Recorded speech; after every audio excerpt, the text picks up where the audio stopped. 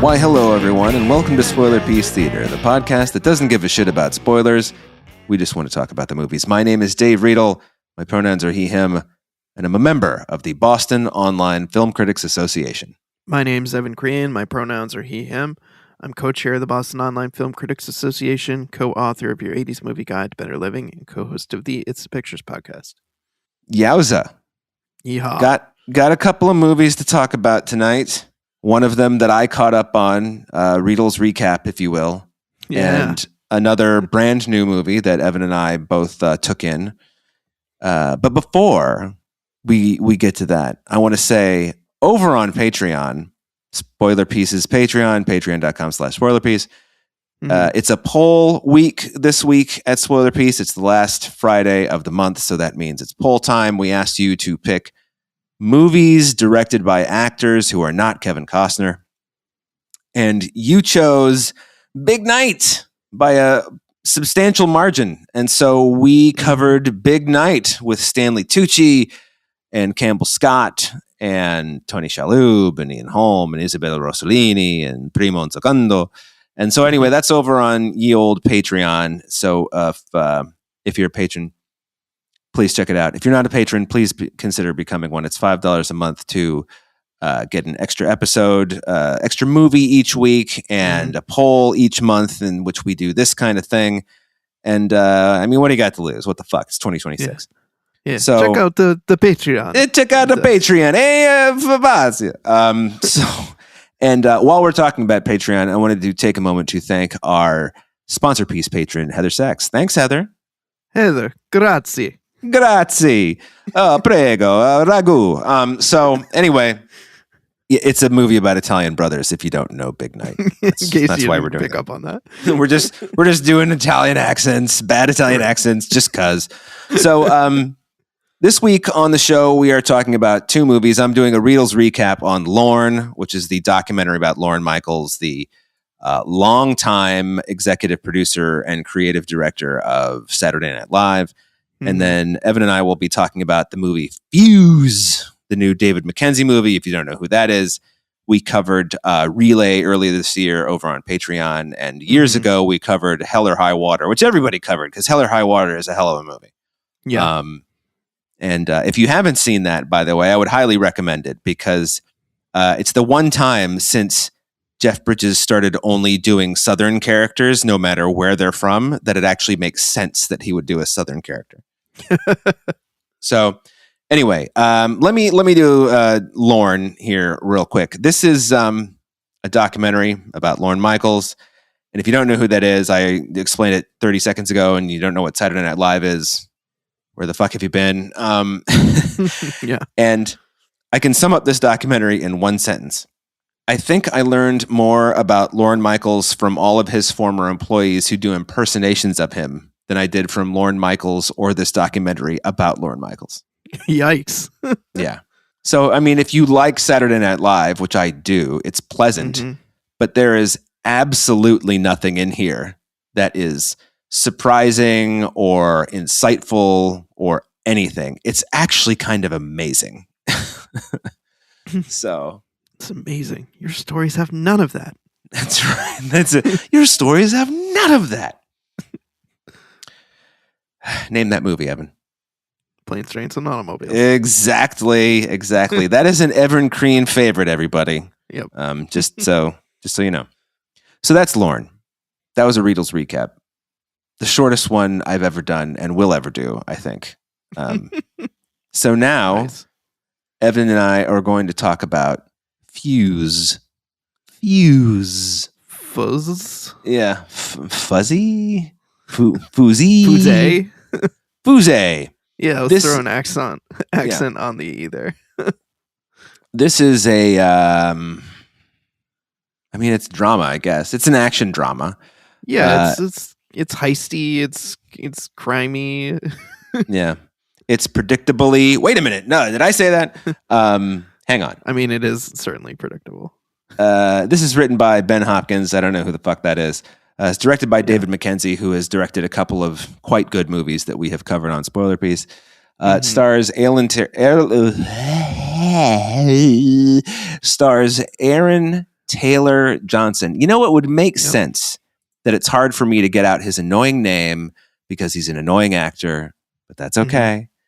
And Theo James. And what do I know him from? He looks like one of the Hemsworths, but I don't know. I he feel actually like kind of looks like Sam Worthington too, and James Franco. And Sam Worthington is in this. Sam Worthington is in this. In his, I guess this is Sam Worthington's latter day. I play small asshole roles now. Yeah, I guess so. Although this is David Mackenzie, and since we were just talking about Relay, Sam Worthington is the heavy in that, and it's a David Mackenzie movie, so it only makes sense that he would cast somebody he likes working with in another role. Mm-hmm. So here's what happens. You got Aaron Taylor Johnson, who for some reason is playing an Englishman. I mean, he is an Englishman. Yeah, but he doesn't have an accent, though, in real life. He doesn't have an accent, though, in real life. He sounds like an American. Fair enough. At least as far as I remember. I could be wrong. I could have sworn he did, but okay. Not an important plot point to dwell on. I guess it's really not that important, but at the same time, it's like we deride him so much on this show. Like every time his name comes up, we're like, that fucking guy. He's a horrendous actor. He's really bad, and I don't understand how he keeps working. I don't either. I really don't either. He's just... Didn't he get nominated for an Academy Award a couple years ago? Maybe. I have no clue. I feel like he did. For a movie that we were all like, what the fuck is this shit? I don't know. I could be making that up. All I know is that he was in 28 Years Later, and he was, aside from the fact that I hated the plot of that movie, I thought his performance was dog shit. So anyway, Aaron Taylor Johnson stars in this movie. He's not good. He's not a charismatic actor. He has negative charisma, in my opinion. That's what it is. He doesn't have charisma. Yeah. It kind of makes sense when you're thinking about Kick-Ass because he isn't supposed to have charisma. Right. You know, he's a fucking dork who decides to become a superhero. Yeah. That was a movie I liked when it came out, but I rewatched it like at some point later and thought this movie is terrible and I hate it and I own it and I want to get rid of it. Is that James Gunn? No, somebody else did that, I think. Okay.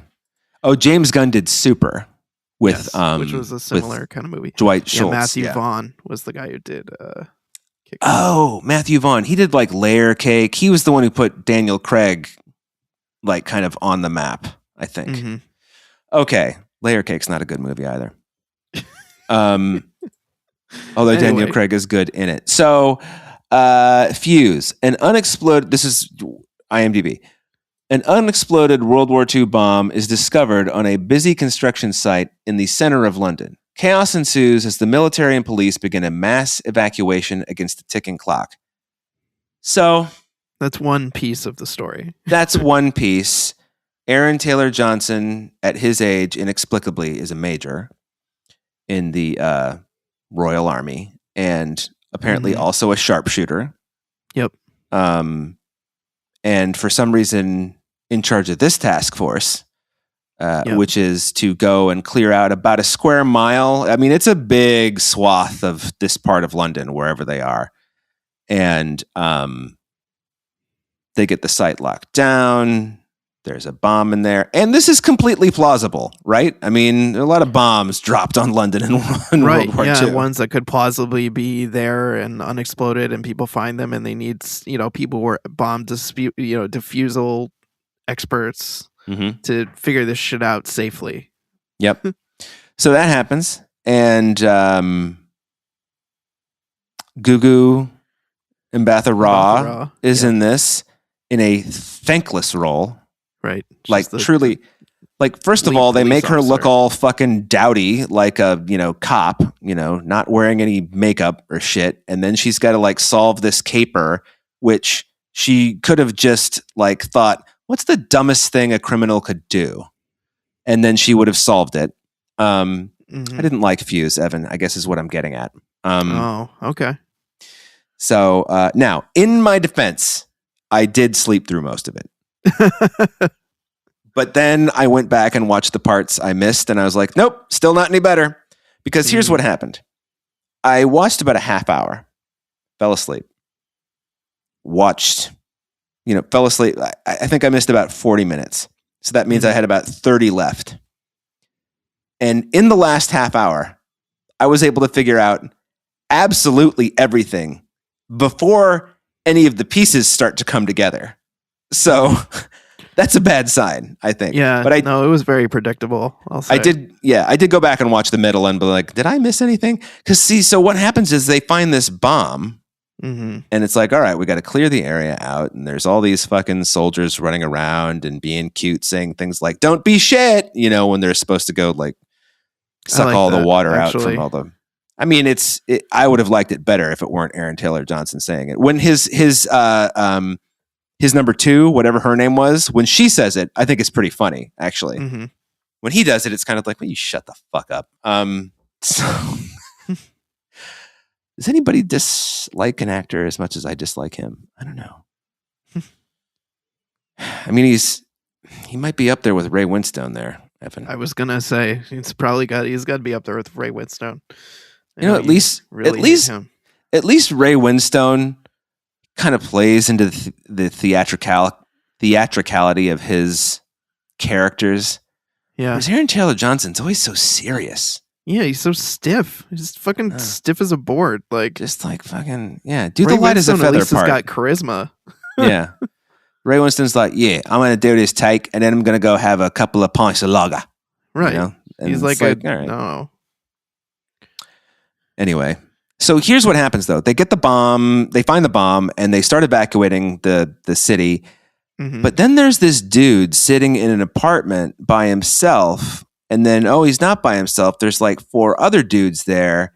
Yep. And there's a bomb though, and it's like they just found this bomb. So how does this guy know that it was like, well, okay, the bomb's fake. I mean, not fake. Right. The bomb's a plant is what I mean. Well, yeah, because there's one guy in the squad who's like, wait a minute, this doesn't have the hallmarks of a World War II era bomb. Right. And he's trying to raise it to Aaron Taylor Johnson's like attention, and he's being dismissed. He's like, no, just shut up. Who cares? Like, I'm not listening to you. It's a bomb. We got to whether it's World War II or not, it's a bomb. We got to defuse it. Right. Yeah, but yeah, you're right. At the same time, and this is something that wasn't clear from the plot summary, so I wasn't necessarily expecting it to happen, but you have this bank robbery that's happening at the same time. It's like these guys, Theo James, Sam Worthington, and some other dudes come out of one of the apartments that's in the evacuation zone and start, drilling a hole inside this bank and robbing a bank. They're taking advantage of the neighborhood being evacuated. Right. But it's not long before the cops with their thermal imaging figure out that something's going on. They've tried to like hide their generator inside like a dumpster. Right. But then the cops show up there, and fucking Theo James, fucking idiot that his character is, like pops his fucking head out, and the cops see him. And so there's like, they get involved with some chasing with the cops, and then the bomb explodes, which is supposed to give them cover to make their escape. And like the crew gets separated, but the cops still like see Theo James like and ID him. And, they end up linking up with the other robbers. So they're all together, and then they get back to their lair to like count everything. And then they're double crossed. There's a double cross. So like Theo James like has some like, I don't know what, there's some type of Eastern European thugs show up to like take the money and stuff. And, they lock everyone else up, but then those guys double cross him. So then he needs their... That's like the one convoluted part, but is kind of needlessly convoluted. You know?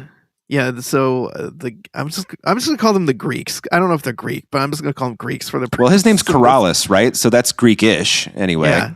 So yeah, Theo James is like teaming up with these Greek guys. They lock up Sam Worthington and the rest of the crew, but then the diamonds. But then they just leave him there in this fucking. I'm sorry to interrupt, but they just leave him there in this like shed. Yeah, where there's just like shit everywhere that they can cut their ties with. Moronic. Yeah, it's fucking moronic that they leave them there. So they're mad because Theo James doesn't have the diamonds that he was promised. It was clear that whoever diamonds that they were knew he was going to rob them. And so they're not real.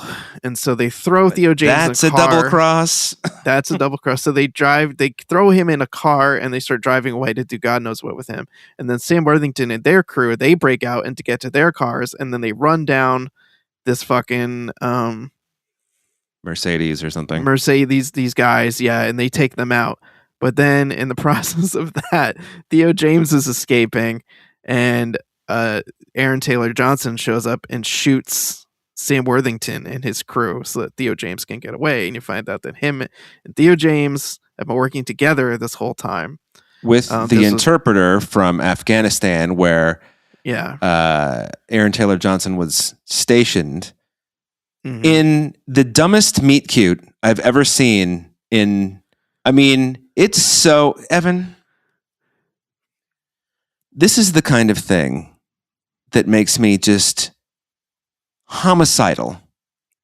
The last 10, first of all, you know how I hate it when, like, at the end of a movie, like, here's how the plan came together.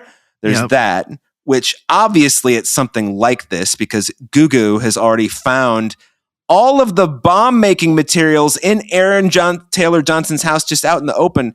Like, I know that he's leaving to, like... He's fleeing the country. He's fleeing the country plane. In a private plane to go to a country where he can't be extradited from, which in this case is Turkey.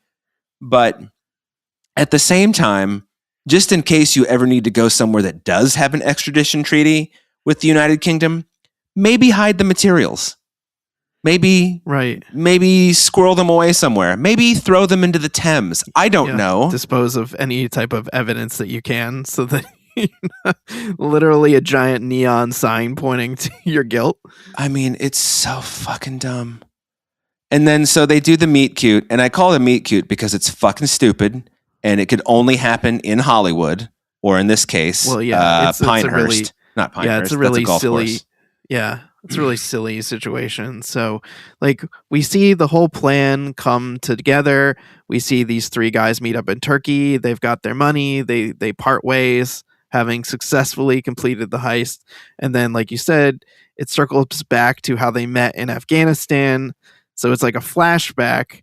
And then we see, Theo James in trouble once again. Yeah, he's in trouble and he is getting shot at. And so he like runs over to Aaron Taylor Johnson and Elam Assas, the guy who plays Raheem. The translator, yeah. Yeah, who has accidentally stepped on a landmine. And so they're there. So they can't move their feet. They can't move their feet, so they have to get Theo James to like defuse the landmine or the bomb or whatever it is that's underneath them while they're being shot at. So yeah, it's this like really outlandish, silly situation of them, how they met and became friends that we see.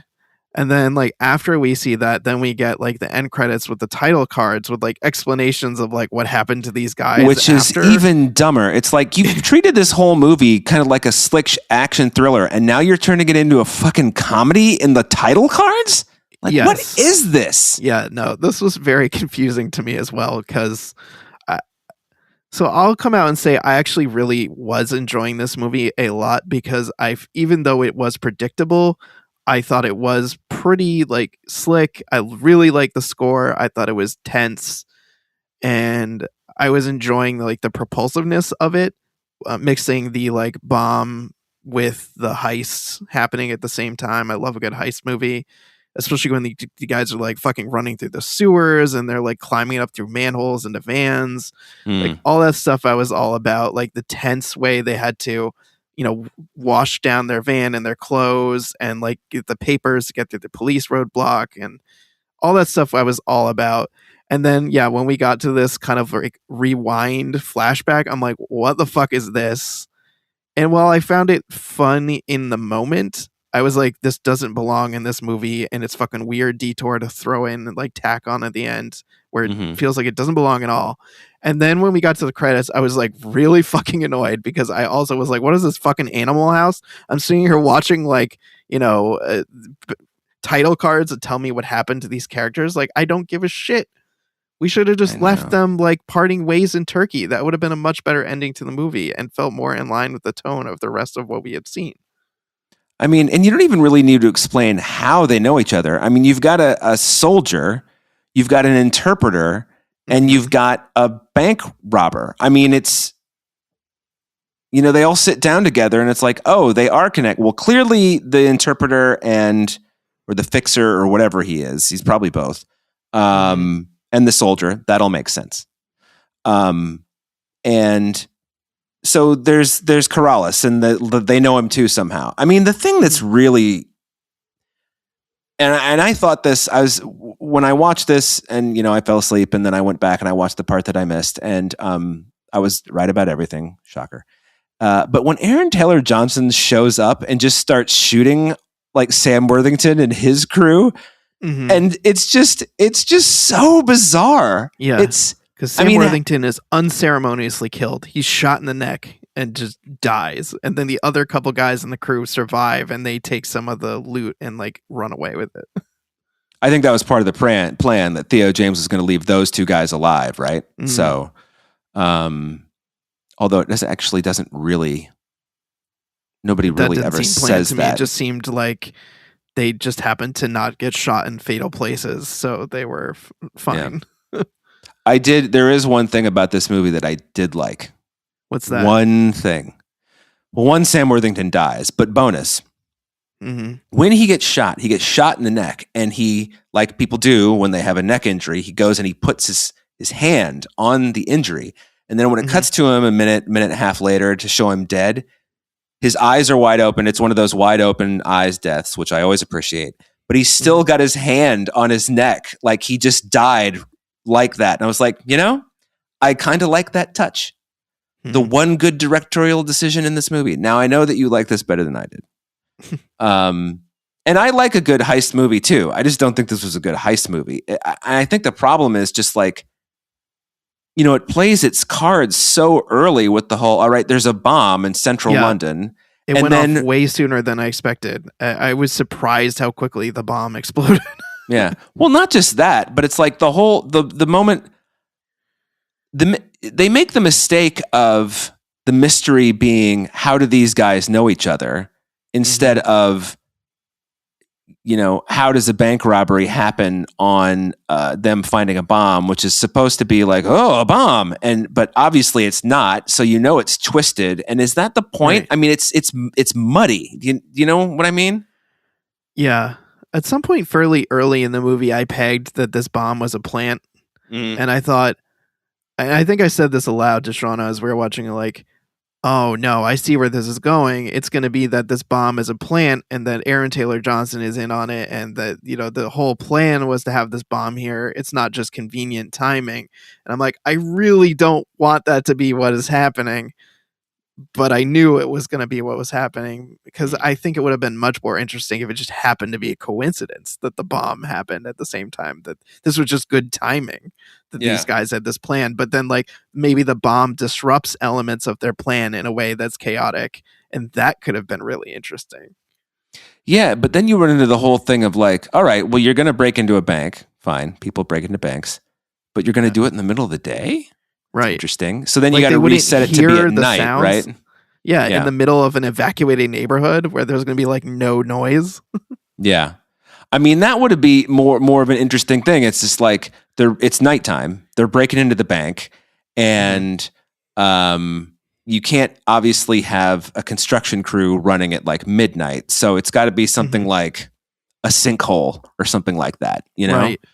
And there's a guy who's like running by the sinkhole, and he's like, I'm pretty sure I saw a bomb down there. I better call somebody, And then everything is just kind of like, oh my God. And then yes, it's like the bank job, except not, Saffron Burrows getting hacked up in the middle of it.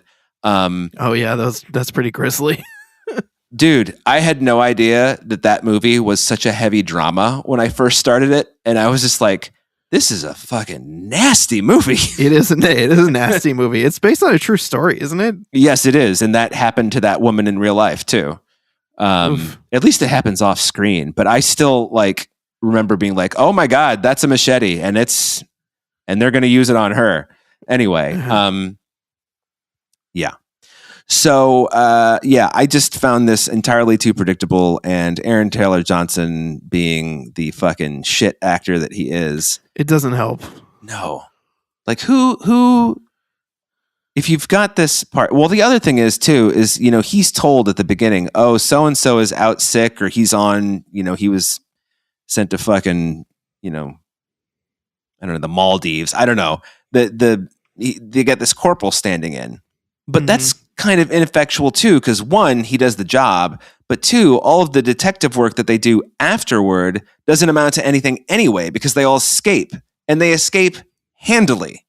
So right. Yeah, like Theo James has 2 passports, and they know his like one of his aliases, and he books a flight for that one, and it just walks right by all of the cops that are waiting there at the gate, and just goes to another gate under another identity and escapes that way.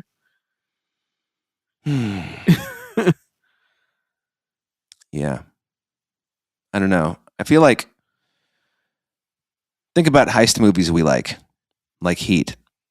I feel like Michael Mann sat down with people who have planned heists, who are probably doing hard time because the you know, one of them went bad, and he's like, all right, so tell me exactly what you have to do if you're going to make a heist actually work. And then they lay it out.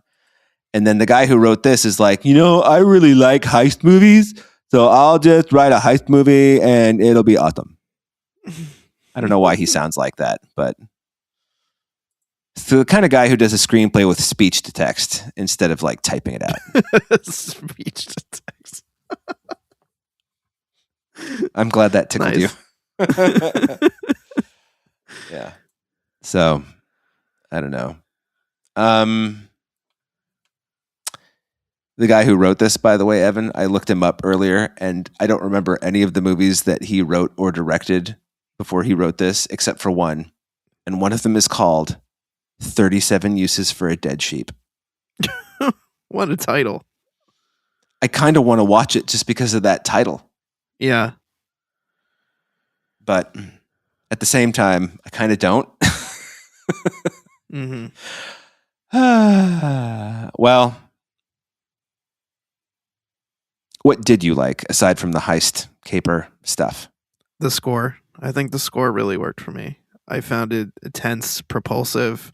I like the opening shot that's just like this aerial shot that like ends up going right down to the construction site when they find the bomb. Yeah. I thought that was really effective. The stuff where they're running around the sewer, I thought was pretty intense. The parts where they're like starting to drill into the walls and they're using the sledgehammers to like knock down the layers of bricks to get in there, all that stuff was really the part where they have to, you know, trade the plates and wash down the truck and all that stuff I was about. Yeah. That's the kind of thing that I'm into. The composer's name is, can't believe I have to say this person's last name out loud. Tony Dugan. Max Dugan returns. Tony Dugan, the composer. Anyway, he does, it looks like, several David Mackenzie movies, but he did Dread also, which is a score I really like. I love Dread. Yeah. Well, it was fun as fuck movie. And now that is a movie that is nonstop action for no good reason, but it's great, you know? Yeah. And Carl Urban is great. Even though he looks like he's got to take a shit the entire movie. Oh, totally. Yeah. Oh, okay. I see. He was the composer for Relay. Okay, it makes sense. Yeah. And Relay had a decent score. But I the one that sticks out to me among the movies we were just talking about is Dread for sure, because that is a slick movie, slick score. Yeah. Well, I'm glad that the heist parts of this worked for you and that the score worked for you. I think the only thing that worked for me was the score. And Gugu. I mean, Gugu's always great. You always want to see Gugu, you know? Yeah, as we've said on this show many times, we're gaga for Gugu over here. We are. She's just the best. And I wish she were like a movie star, you know? Because I would go see those movies, you know? Yep. Instead of her being like, you know, the cop who figures out everything in real time, but then has nothing to show for it because Aaron Taylor Johnson is smarter. I don't think so. I really complain too much about Aaron Taylor Johnson. No, I don't think people are complaining about him enough, actually. I think therein lies the problem. I don't think enough people are complaining loudly enough about Aaron I think Taylor you might Johnson. Be right. All right. Well, I mean, I don't really... I'm yawning right into the mic. I apologize, everybody. I don't really think I have anything else to say about this. Do you?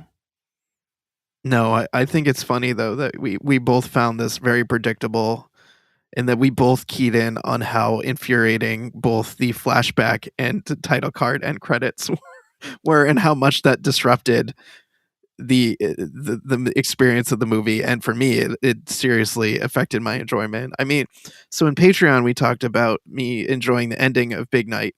But, and you know, Dave, for me, like, if a movie that I hate the ending can really sour the experience of watching it. And I felt like I was enjoying myself, and then the end part of this movie came, and I was just like, ugh! Yeah. Well, I remember there was a movie that we watched years and years ago, French movie, and it's about, you know, the one like girl who falls in love with the other girl and like ends up murdering her in an obsessive rage or whatever. Mm-hmm. And in the last like 3 seconds of the movie, she looks directly in the camera. Do you remember how I fucking lost my mind? Yeah. Like, what the fuck is this fucking bullshit? Like, yeah. Yep. Bad endings are it's like, how crude do you want my analogy to be? As crude as you like, friend. It's like getting the greatest blowjob you've ever had and then finding out it was given to you by the dog. You know? Ugh. Yeah. I mean, maybe you had peanut butter and you didn't know it. I don't know. But it's this a bad movie ending. That was really horrible. I can't believe that was quite crude, actually. Yeah. I mean, I've said some crude things on this show, but that might be the crudest. Yeah. I'm actually a little embarrassed for myself. So anyway, but it's a bad ending is really just like, it really can. If that's your takeaway, the last thing that you see about this movie that you otherwise loved, every time you think about it, you have to think to yourself, man, that was great until those last 5 minutes. God damn it. Yeah. You know? Fucking Animal House style, you know, title cards where we're cracking jokes. What the hell is this? I know. He took his $30 million and spent $25 million and blew it all on like hookers and cocaine or something like that. Yeah. And then first of all, just kidding. You didn't do that. First of all, that's not funny. But second of all, let's just say that he actually tried to do that. I don't think that one man, if he were just doing his own thing, not, you know, having the world's biggest parties, inviting Van Halen to play them because he rescued Brooke Shields, you know, from drowning. Good callback to our Fast Times from Ridgemont High conversation. Thank you. I don't think that one man could spend $25 million on hookers and blow. I just don't, you know, and you're talking to a person who knows a little bit about the drug trade. So, yeah. All right. We've fucking beaten this dead horse. So, yeah. That's another episode of Spoiler Piece fucking Theater. I'm now. Here's the question, though. Would you say yes? I mean, obviously, you wouldn't say yes, but would you say your mileage may vary, or just skip it outright? Oh, I would say it's still watchable for me. So I would still say yes. It's not like yay, but I would still say see it. Even with Aaron Taylor Johnson and like, I know. It's hard to believe. I mean, you do like a heist movie. I do. Yeah. Okay. Well, this is a hard pass for me. Yeah, no, I knew what your answer was going to be. You didn't even need to. Listeners needed to hear, but I knew what was coming. No mystery. Not even your mileage may vary. Not that would be too generous in this case. Well, I remember last week when we were talking about what movie to do, and you're like, "Oh, hey, this movie, this looks like a heist movie. I'd be into that." And then you're like, "Well, Aaron Taylor Johnson's in it," and I just was like, "Yeah." You got to see a movie, sure, an Aaron Taylor Johnson movie occasionally. You know what he was not horrible in? He was not horrible in Nosferatu, which is a movie I otherwise did not like. But yeah, he was serviceable, but I feel like everyone else was acting around him enough to pick up his slack. That's one of those things where I've never really seen Lily Rose Depp before, and the stuff I have seen, I've just been like, yeah, she's fine, whatever. But I feel like she was amazing in that, you know, and everyone else was just like, we are acting, and he was just like, I'm German. So, you know, that's this episode of Spoiler Piece Theater, everybody. I want to thank our editor, Otto Clamor, for doing all the editing and making us sound great. Thanks, Otto. Grazie, Otto. Grazie, Otto. Otto, it means 8. That's a line from Fish Called Wanda. You can find Spoiler Piece Theater anywhere you get podcasts. Our website is spoilerpiece.com. Our social media is we're Spoiler Piece Theater on Facebook, and we're at Spoiler Piece on Twitter, Instagram, and Letterboxd, and Blue Sky and Threads. If you would like to email us and say, Dave, don't ever speak that way again, the email address is spoilerpiece@gmail.com, referencing the thing I said earlier. And if you like the show, please rate and review us by going to ratethispodcast.com/spoilerpiece, or you can go directly to Spotify or Apple Podcasts and give us a rating there. That really helps us out. 5 stars, motherfuckers. And why don't I swear at our audience and then ask them to do us a favor? I saw somewhere that we had some 5-star reviews on Spotify. So thanks for anybody who's done that. Oh, yeah. Thank you. I have not checked Spotify in a while. I normally check Apple Podcasts because I feel like that's where people are more likely to be like, they didn't like this movie that I loved when I was 11, so they suck, you know? So, yeah. Anyway. And if you really, really like the show, please consider joining our Patreon. We have talked about this Patreon episode a lot on this main episode, but to reiterate, we watched Big Night. It was a poll. You all chose it. We were very happy to watch it. We had a fun conversation about that. And if you have not seen Big Night, I would encourage you to watch it just so you can know what a 90s movie looks like, heart and soul. And, my name is Dave Riedel. I'm a movie writer type person, but now I just mostly yap about them. I'm a member of the Boston Online Film Critics Association, and my socials are Dave Sees Movies on Instagram, Letterboxd, Blue Sky, and Threads, except on Blue Sky, I'm David Riedel. I should really learn which is which. It's not a bad idea. Yeah. My name is Evan Crean. I am co-chair of the Boston Online Film Critics Association, co-author of Your 80s Movie Guide to Better Living, and co-host of the It's the Pictures podcast. You can follow me on social media as Real Recon, and that's real as in film reel. Thanks, everyone. See you next week. Bye.